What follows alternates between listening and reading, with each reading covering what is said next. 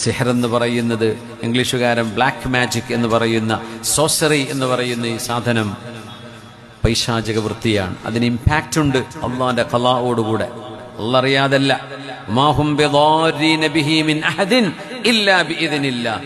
They cannot harm or disturb anyone without the permission of Allah.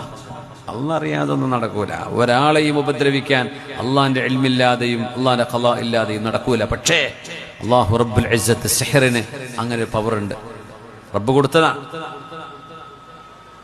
എത്രയോ ആളുകൾ അതിന്റെ പേരിൽ ദുരന്തത്തിലാണ്. എത്രയോ വീടുകൾ കുടിയിരുന്നിട്ട് ഹൗസ് വാമിങ് കഴിഞ്ഞിട്ട് നിങ്ങളെന്താ പറയാ, കുറ്റൂസാന്നാ പറയല്ലേ, എന്താ പറയല്ലേ, കുടിയിരിക്കല്ലേ,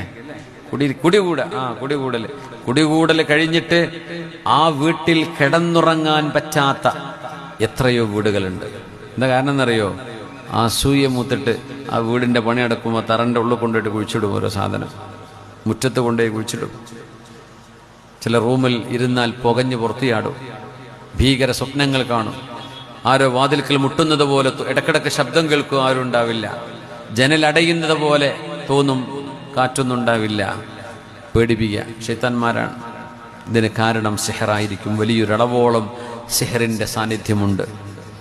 സിഹർ ഖുർആൻ അംഗീകരിക്കുകയും പ്രസ്താവിക്കുകയും ഉണ്ടെന്ന് സമർത്ഥിക്കുകയും ചെയ്ത സാധനം. ഇനി ആർക്കെങ്കിലും അന്ധവിശ്വാസം തോന്നിക്കോട്ടെ. ലോകത്ത് ഓരോരുത്തർക്കും പലതും വിശ്വസിക്കാൻ അവകാശമുണ്ടല്ലോ. മുസ്ലിമീങ്ങൾക്കറിയാം അത് ഉള്ളതാണ്.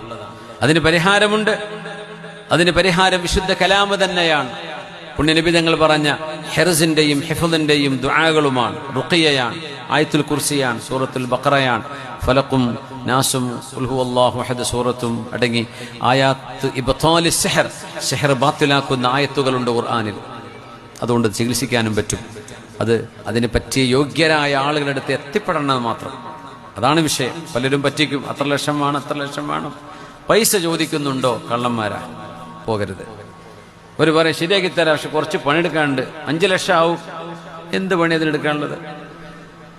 ഇതറിയുന്ന ആളുകൾക്ക് ഖുർആൻ ഓതിയിട്ട് ഒരു മുഅ്മിനായ മനുഷ്യന് വന്ന പ്രയാസം നീക്കിക്കൊടുക്കുക എന്ന് പറഞ്ഞ വലിയൊരു കൂലിയുള്ള സാധനം ഈ പൈസ വാങ്ങി നശിപ്പിക്കും. പൈസകൾ കൊടുക്കണം.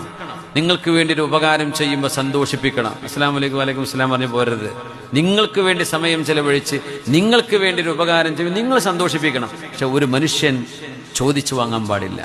എനിക്കിത്ര തന്നാലേ ഞാനിത് ചെയ്യുള്ളൂ, എനിക്കിത്ര വേണം.